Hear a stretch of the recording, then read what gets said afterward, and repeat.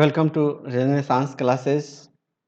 आज हम लोग अर्थमेटिक का क्यूज करने वाले हैं। आज ये पहला वॉल्यूम है और इस अर्थमेटिक के क्यूज में जैसा कि आप लोगों को पता है कि हम लोग मिक्स टाइप्स के प्रॉब्लम करेंगे।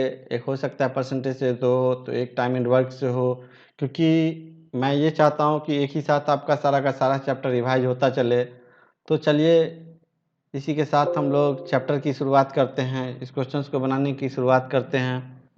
और हाँ, जिन्हें ये लगता है कि मैं थोड़ा सा स्लो बोल रहा हूँ तो उनके लिए मेरा ये बोलना है कि आप वीडियो को थोड़ा सा 1.5 पे करके और इसको देखें। तो चलिए इस क्वेश्चंस को बनाते हैं। इसमें 5 क्वेश्चंस हैं, हमने अभी टोटल 5 क्वेश्चंस लिए हैं, ऊपर आप हेडिंग में देख सकते हैं। तो चलिए let's begin first question number first. Each of ABCD need a unique time to do a certain work. Okay, A can do the work in X days. Okay, we have to write it. A can do a work in X days and B can do it the work in 2x. We can do a work in 2x days. Okay, A started work and do it for 22 2 by 9 days, and then he is replaced by B, and B completed the remaining work in same time as C plus D. Okay, इसका बोलने का मतलब है कि B and C plus D time जो है ना दोनों का इक्वल है। If we consider y then C plus D is also y. Okay, then further move towards next paragraph. The ratio of the efficiency of C and D is 4:5. Okay, C and D efficiency का sign है ये 4:5. If C and D work for alternative days, C and D work for ये alternative days में काम कर रहा है। Alternating days starting from C से स्टार्ट हो रहा है। They can do it to the total work 44 1/2 days में ये जो है सो कंप्लीट कर लेता है और अल्टरनेट काम कर रहा है। इट मीन्स कि ए 22 डेज काम कर रहा है एंड बी 22 डेज काम कर रहा है और फिर हाफ डे जो है सो ये काम कर रहा है। तो इफिशियंसी 9 हो गया, तो total in efficiency total days into efficiency ये हो जाएगा कितना 198 एंड प्लस 2, तो ये आपका कितना टोटल वर्क निकल के आ गया 200। अब यहाँ पे अब बैकवर्ड की अब यहाँ से आपको एक क्लू मिल गया, क्योंकि फर्स्ट पैराग्राफ यदि हम देखते हैं, फर्स्ट पैसेज को देख रहे हैं तो हमको हार्डली कोई इन्फॉर्मेशन मिल रहा है जहाँ से कि क्वेश्चन को शुरुआत कर सके। यहाँ पे बस x to x मिला और यहाँ पे ऐसा नहीं लग रहा था कि हम इस क्वेश्चन को ऑपरेट कर सकते हैं, इसीलिए हमने सेकेंड पार्ट से ऑपरेट किया। अब पीछे की तरफ बढ़ते हैं और यहाँ पे लिखा हुआ है कि B completed the remaining work in same time as C plus D together. Here C and D did the work in alternate days, but here they are doing in same continuously C plus D together. तो C plus together ये कितने दिन में कर लेगा? C plus D together इसकी efficiency हो गई कितना 9, तो C plus D मिल के 200/9 डेज में काम कर लेगा। तो C plus D मिल के ये जो है 200/9 डेज में टोटल काम को कर लेगा। और जितना टाइम C plus D लगाता है सेम वर्क, यहाँ पे आप देख सकते हैं, यहाँ पे बिल्कुल लिखा हुआ है same time. B completed the remaining work in same time, तो B completed the remaining work in same time, तो बी इतने दिन में लगाया। और जब इस फ्रैक्शंस को तोड़ते हैं तो ये भी हो जाएगा कितना 200/9 आ जाता है। तो इट मीन्स कि ए भी जो है उतना ही टाइम लगा रहा है। ओके, ये इतना टाइम लगा रहा है। अब हम लोग को तो वैल्यू एक्स का निकालना है, तो यहाँ पे अगर हम कंसीडर कर ले कि फिर टोटल वर्क 2x हो गया, तो हमें रेड पेन ले लेना चाहिए ताकि आप लोग को थोड़ा सा डिफरेंस पता चले। तो ए का एफिशिएंसी 2 हो जाता है, बी का एफिशिएंसी 1 हो जाता है। और देखिए ए कितने दिन में काम कर रहा है? ए 200/9 डेज में काम कर रहा है, 200/9 डेज में काम कर रहा है। कितना टोटल वर्क तो 2x है ना, तो ये इतना वर्क कर लेगा। और ये बी भी जो है सो 200/9, यहाँ बी 200/9 डेज में काम कर रहा है, एफिशिएंसी 1 है। और ये कितना के बराबर है? टोटल वर्क हमारा 2x है।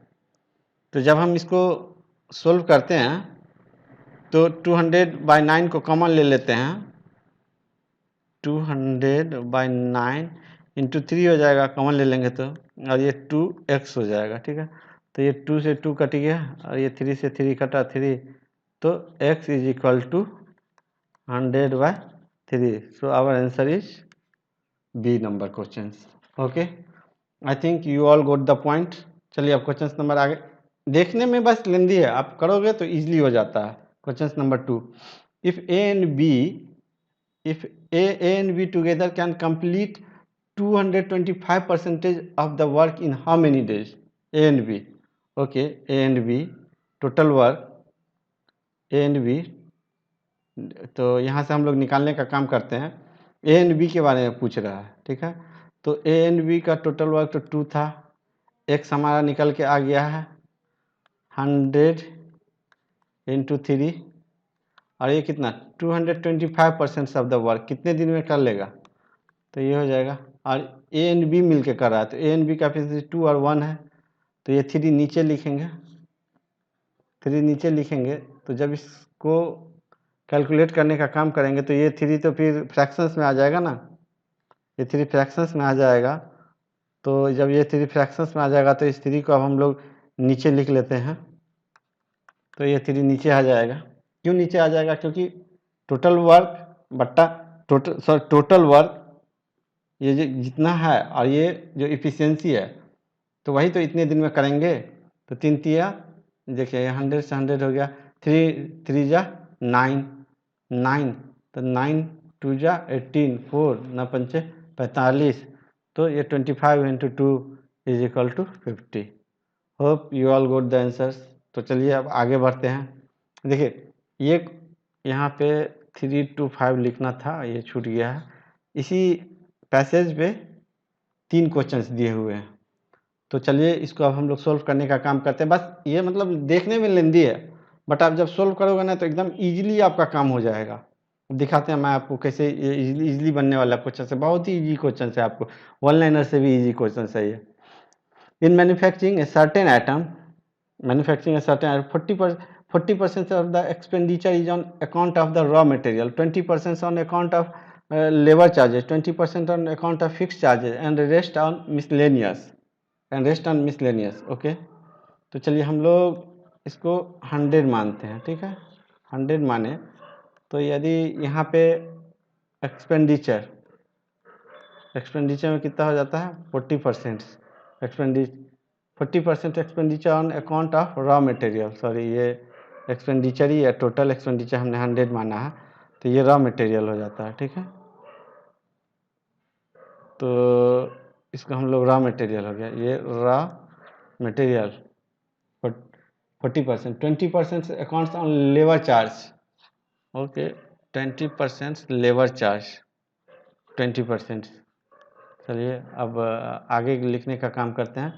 20% on fix charge. Okay, fix charge 20 and remaining 40 80 and remaining ये यहाँ पे रिमेनिंग इज 20. ओके, रिमेनिंग जो है हमारा ये 20% हो गया. ओके, ये रिमेनिंग 20 हो गया. The miscellaneous item. अब आगे प्रोसीड करते हैं. The item is sold at A 25% profit. इस आइटम को हम लोग 25% प्रॉफिट पे सोल्ड करते हैं. तो सेलिंग प्राइस हमारा हो जाता है कितना 125. यहाँ पे ये सेलिंग प्राइस हो गया. The price of raw material is went up by. The price of raw material ये इसकी बात कर रहा है, ये रॉ मटेरियल बाय 15%. तो 15% 6, तो ये कितना हो जाएगा. अब न्यू रॉ मटेरियल प्राइस हो जाएगा 46. And the labour charges went up by 2%. तो 2 दूनी 4, तो ये 24. And the cost of the miscellaneous head went up by, and the cost of the miscellaneous head went up by 50%. Okay, miscellaneous has went up by 50%. 50% it means 30. Okay, while the fixed cost remain unchanged. Okay, fixed cost remain unchanged. 20 है तो 20 ही रह गया. तो अब new total कितना हो जाता है. तो न्यू टोटल देखो, ये यहाँ पे टोटल लिख रहे हैं.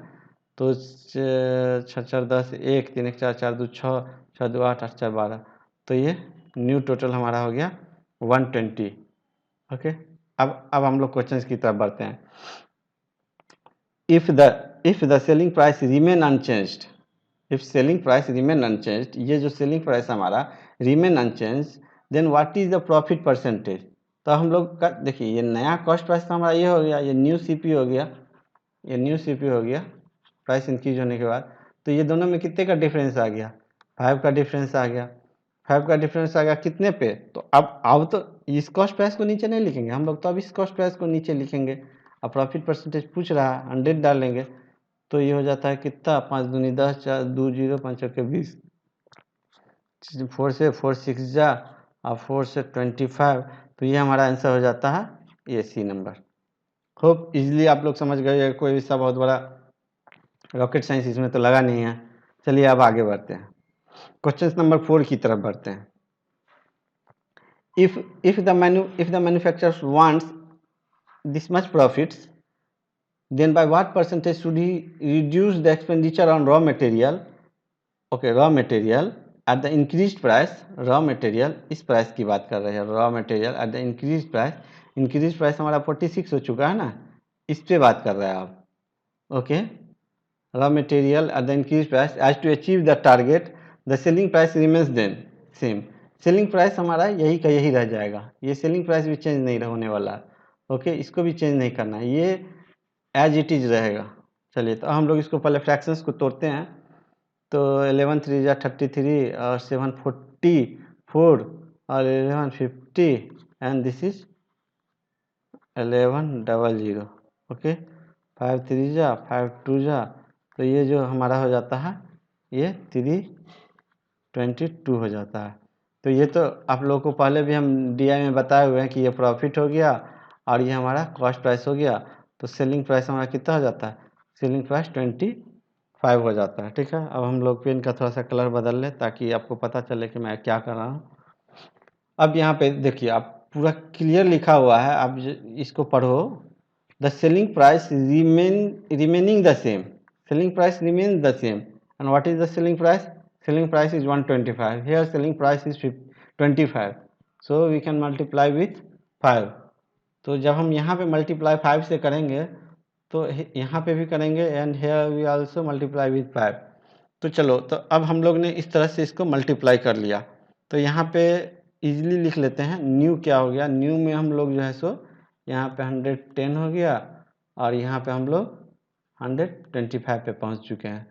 ये आप लोगों को क्लियर देखने के लिए हम लोग जो है सो लिख दिए यहाँ पे, मैंने यहाँ पे लिख के रखा है। तो अब हम लोग देखिए, अब हम लोग इसको क्लियर करते हैं। यहाँ पे 15 110 125 लिख दिया।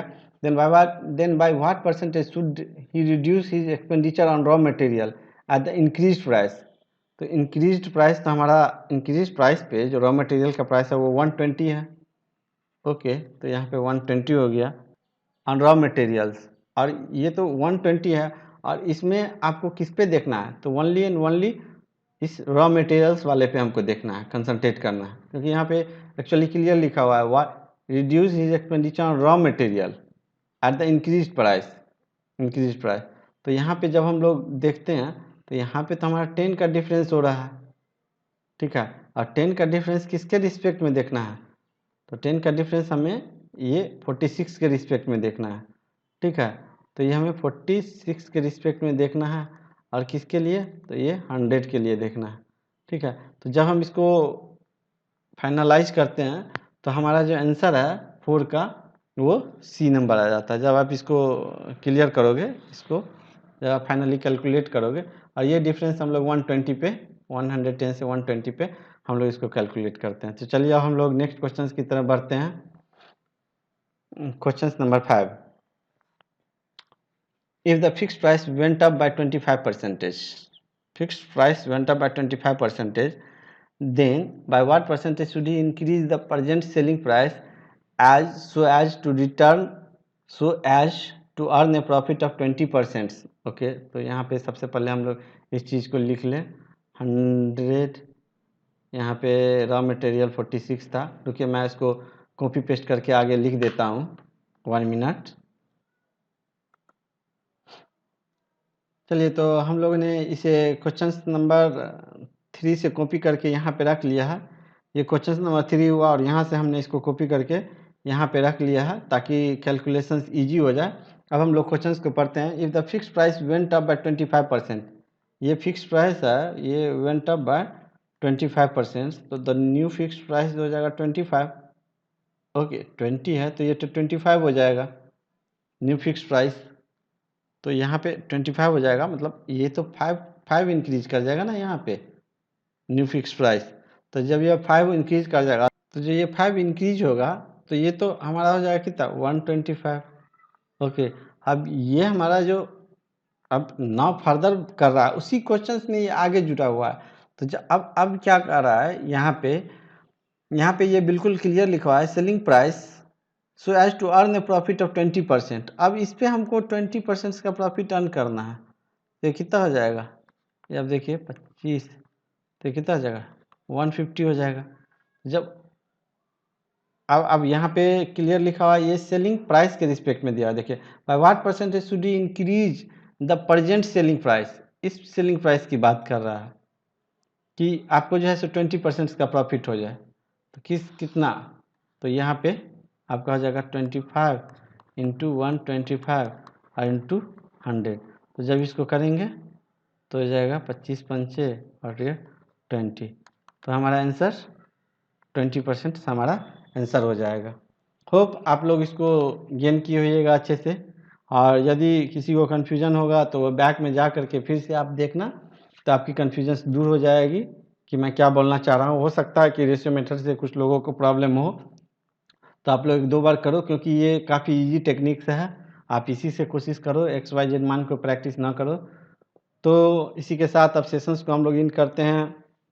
होप आप लोगों को सेशंस अच्छी लगी होगी, और जिन्हें भी क्वेरी फीडबैक या सजेशन कुछ भी देना है, कंप्लेंट डालना है, तो आप हमें मेल कर सकते हैं। ये मेरा मेल आईडी दिया हुआ है, और आप हमें टेलीग्राम पे भी सब्सक्राइब कर सकते हैं। इस टेलीग्राम चैनल पे आप जुड़ सकते हैं। तो थैंक्स फॉर लिसनिंग, और हम लोगों के साथ ऑनलाइन जुड़े रहे ताकि जब भी हम इस टाइप का वीडियो लेके आएँ तो आपको लेटेस्ट अपडेट मिले। तो पसंद आए तो लाइक करिए। Thanks for listening and keep learning. Bye bye. Have a nice day. Thank you.